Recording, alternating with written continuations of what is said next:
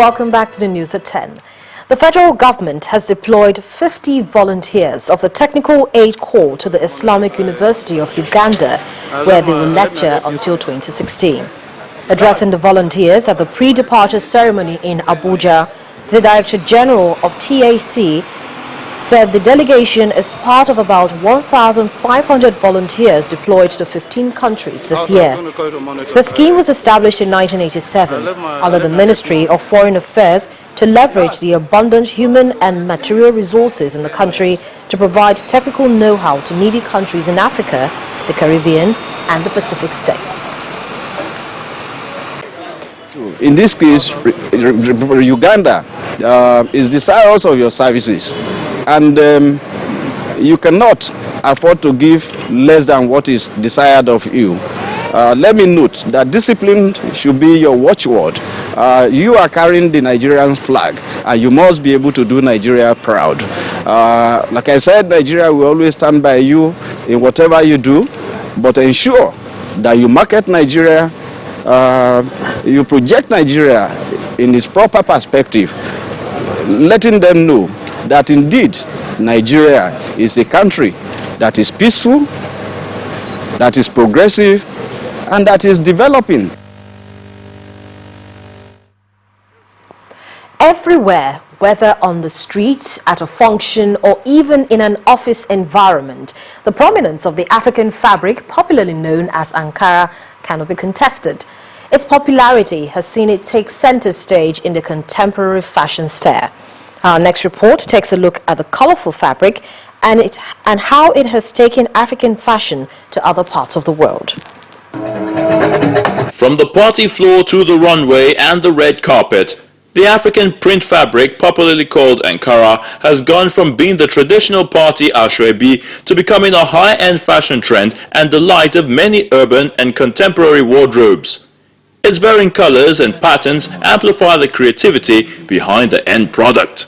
For this, these ones are produced in Nigeria. This Ankara trend has impacted the Nigerian economy, creating jobs for designers and merchants. But sadly, the production arm is yet to cash in on the windfall, as the one-time booming textile industry in the country is yet to resurrect. I don't have goods because the factory has already closed.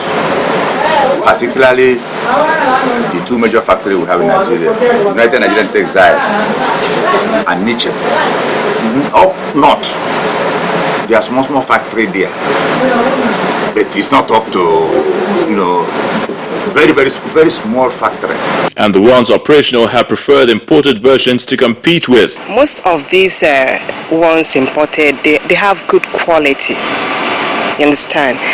Apart from their colorful look and all that, their quality they have superior quality compared to the ones they produce here. I know they are trying to make the ones here affordable to average Nigerian, but I mean, we need something quality, something you enjoy over the years. You keep wearing them whenever you bring it out.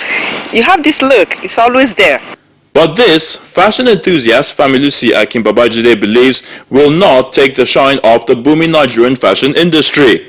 A few of them are made in the country, but a lot of we have brands that are produced in Italy, some in Hong Kong, some even in China, Bangladesh, Turkey.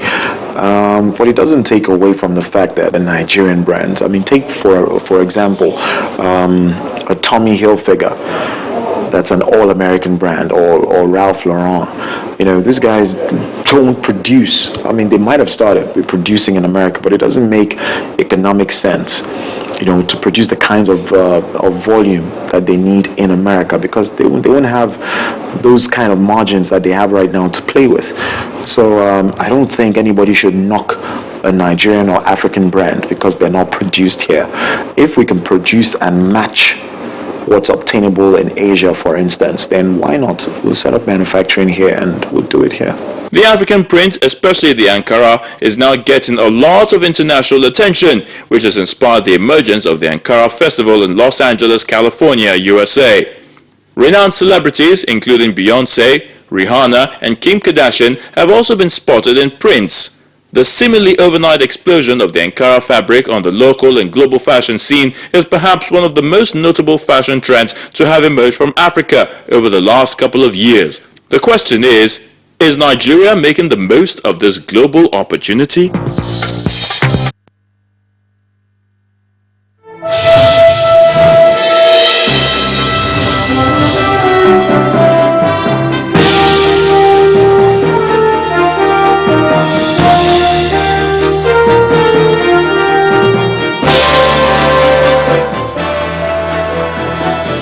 Hello and welcome to Business News. I am Adeshewa Josh. The 239th meeting of the Monetary Policy Committee of the Central Bank of Nigeria begins on Monday, July the 21st, and it will be the first MPC meeting to be chaired by the new CBN Governor, Mr. Godwin Emefiele. Some market watchers do not believe the increase in the rate of inflation will lead to a change in the monetary policy stance of the meeting, and they expect the marginal increase will be neutral on the exchange rate in the near term, and also that market liquidity will continue to determine interest rate directions with a possible decline in the prices of equity. The ongoing reforms in the agricultural sector has been described as one that promises a brighter future for Nigerians. And this is according to an agribusiness analyst, Mr. Emmanuel Ejewere. Speaking on the current performance of the sector in the economy, he explains how the current investment in rice farming is capable of ending the importation of the commodity in the next 18 months. We've been importing rice. Nigeria was spending an average of 1.3 billion per day just importing rice that we can grow. I assure you, within the next 18 months, we won't need to, because a lot of people have gone into rice. And those who are in fact importing before have access to a lot of capital. They have gone into planting rice. The exciting part of it, they are creating jobs. They are creating a new trend.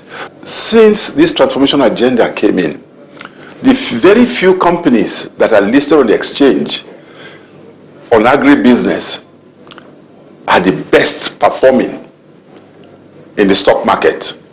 I challenge all players in the stock exchange to look at, and they have greater prospects, and that's further attracting people to now believe that it is now time for agriculture. This is the new oil of Nigeria. And we are saying in the agribusiness industry that stock exchange, we are on our way. When we do arrive, we hope you'll be ready for us. Now, over 197,000 telecommunication subscribers across the country have ported their mobile phone numbers from April 2013 till date. These are the words of the Executive Chairman of the Nigerian Communications Commission, Dr. Eugene Jua, who spoke at a prize-giving ceremony for winners of an essay competition in Abuja. Dr. Jua said the mobile number portability has afforded subscribers a variety of choices, enhanced quality services, as well as deepened competition amongst telecoms providers. Prize winners for a nationwide essay competition on mobile number portability organized by the Nigeria Communication Commission. A total of 361 entries were received by undergraduates from tertiary institutions across the country, but only 3 winners finally emerged. The Executive Vice Chairman of the Commission, Mr. Eugene Jua, highlighted the significance of the mobile number portability before explaining what informed the introduction of the essay competition. It's just a way of stimulating interest of our younger generation in telecommunication industry. You know, the telecommunication industry is a very fast developing industry. We just want the growing population, the young people, to key into what we are doing. The Director of Public Affairs at the Nigeria Communication Commission assured Nigerians that the policy is aimed at improving quality telecommunication services in the country.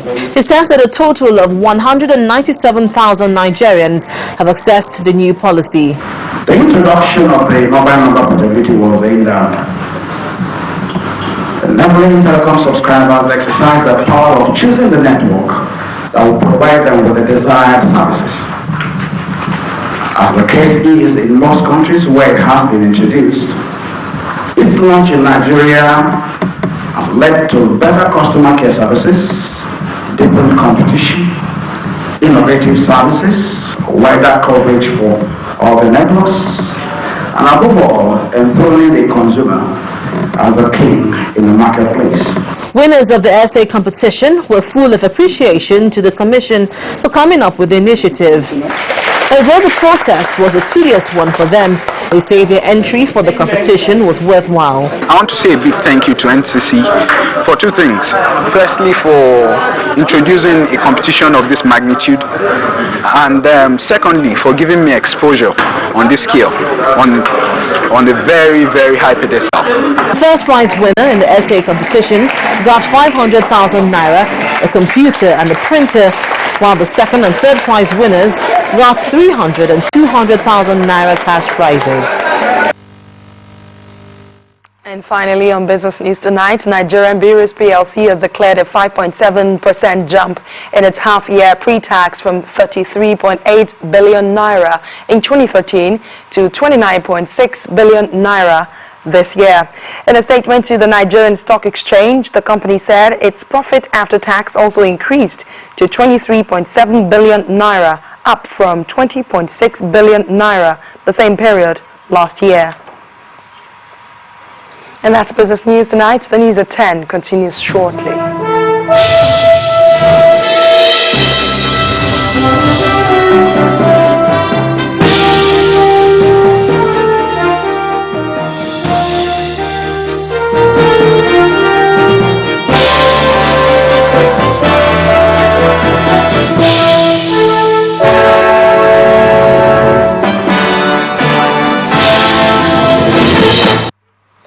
Next on the news at 10, Ukraine accuses pro-Russian rebels of attempting to destroy evidence of international crimes at the crash site of the Malaysian airliner. That's on the foreign scene. Please join us again.